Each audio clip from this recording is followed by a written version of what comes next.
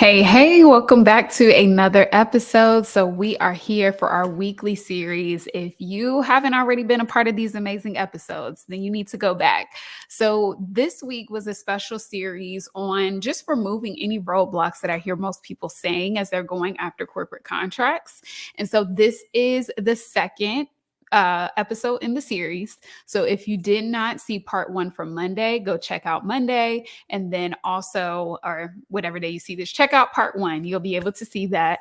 And then this is part two, and we will have one more session to wrap up this series. So definitely stay tuned for Friday when we'll tap into that. So, if you haven't, if you're new to me, I know new people are added to my audience every day. So, my name is Kirsten Allen, and I help business owners get more corporate contracts into their companies. I almost combine the words using a simplified system. A lot of my clients have gotten into companies like Louis Vuitton in the university space as well in the nonprofit. And so, what we do is we create an authentic, simplified process to amplify your expertise in these corporations and have them basically wanting to work with you as the expert in many different arenas. I named a few, but there's so many ways that you can get into corporate contracting if you are prepared and you have the things set up in your business to do so.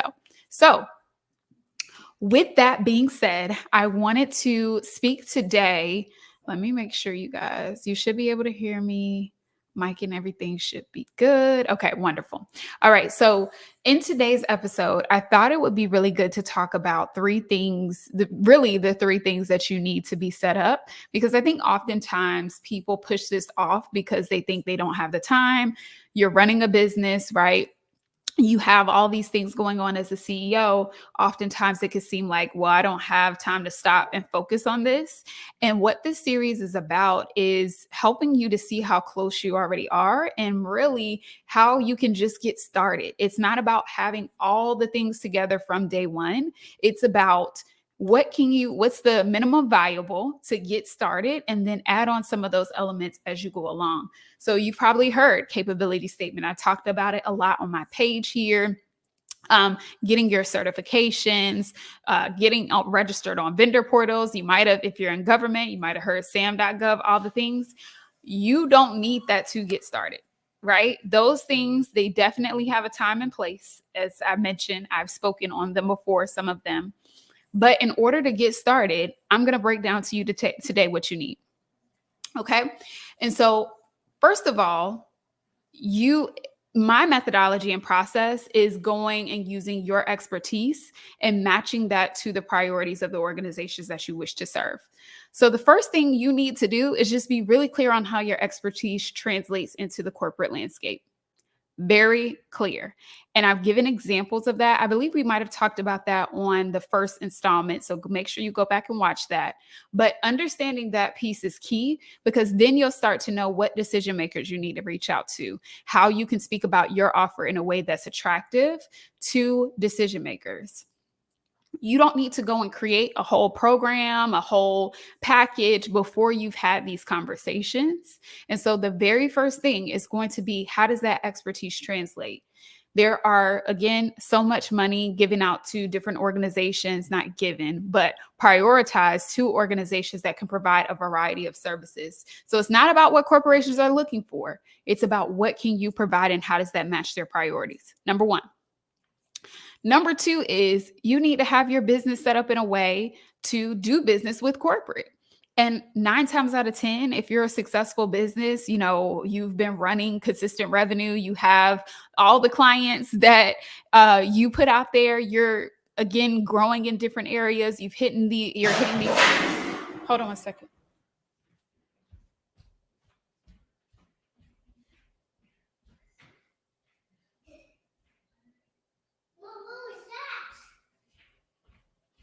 Something in the bathroom fell. Okay, we're gonna have to cut that out, team. Yeah, something fell. I thought my son was hurt. So what was I saying? Set up to do business. So again, if you're getting the millions, the six figures, whatever it is in revenue, you've already had this set up. You don't have to have anything specific, but you need to be able to set up your business in a way to take on these contracts. And so what that looks like is having a solid invoice. That looks like having a solid system to be able to invoice these companies. So this isn't, just send a Stripe link or, send a PayPal or something to that effect. You need the ability to do professional invoices, right? Again, not anything totally difficult, just something to be very aware of, especially if you're looking to get started with, again, what is that minimum viable requirement? So you need to have that. You need to also have your insurance policies. So, in that regard, again, you likely already have this, you're a legitimate business. You need to typically have anywhere from $1 million to $5 million of liability coverage. That's what I'm typically hearing in conversations or as I'm reviewing RFPs. And what I just told my client yesterday is you don't even need to have that in order to start the outreach. So, everything that I'm saying to you guys, outside of translating your expertise, you don't even need to have it set up until you've actually gotten an opportunity, right? Even if you're not set up as a vendor in the particular system that they use, you can still land an opportunity and get set up as a vendor later. Example, I have a client, I won't share a name yet because I don't want to put it out there just yet, but she's in the process of closing her first contract and she's already in the door. Like they've already gave her a date, everything is set. They're having one last meeting to kind of finalize the pricing, but she's already in the slot. After Friday's meeting, when they go through that, then she'll get added to the vendor system to be able to do business with this university. And so you don't have to start in reverse, like get all this stuff together and then go after these opportunities. Start having the conversations now. As soon as you can articulate what your expertise is and how that translates to corporate, nonprofit, school systems, universities, get clear on that and start marketing yourself. The way that the buying cycles are going, the sales cycles in B2B, you will have plenty of time to do all those other little things, to get set up in the vendor portal, to even go and make adjustments to your insurance policy if needed, because oftentimes, depending on what type of organizations you're working with, they might have specific requirements around insurance anyway.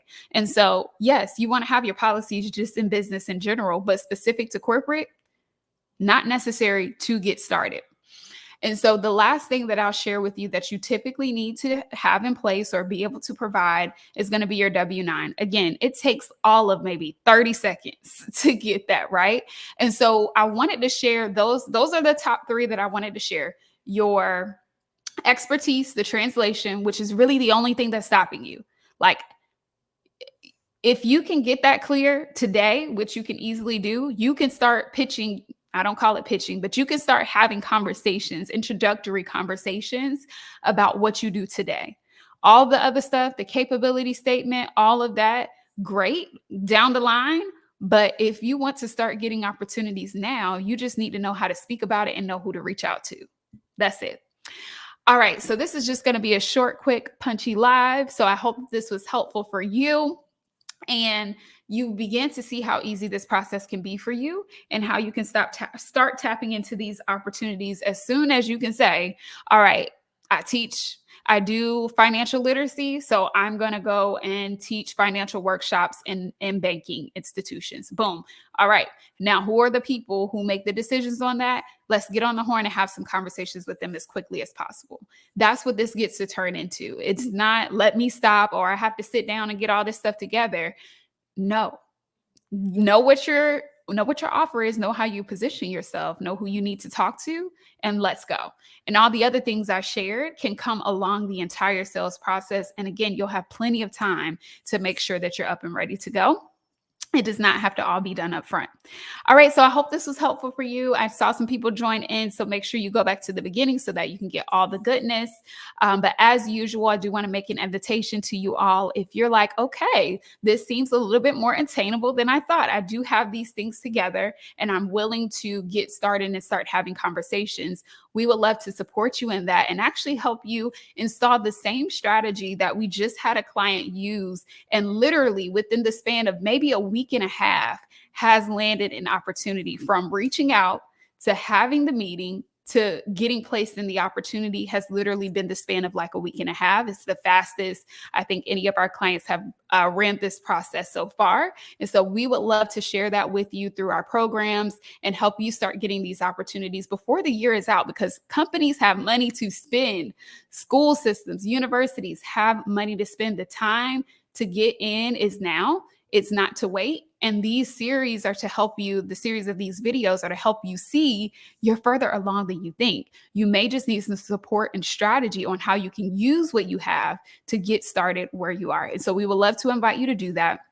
You can go to KirstenJAllen.com/WWK. I will put the link in here for anyone who would like to check that out.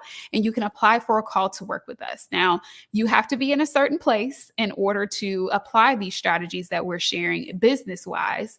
But other than that, we can help you put the steps in place. And so on that call, we'll be able to assess if you're a good fit. You'll have an application to fill out as well. And then we'll go from there and see if we can help you rake up some of these deals right in the fourth quarter. In a week and a half, like our current client just did. So look forward to speaking with you. I will put that link in the chat and talk to you all soon.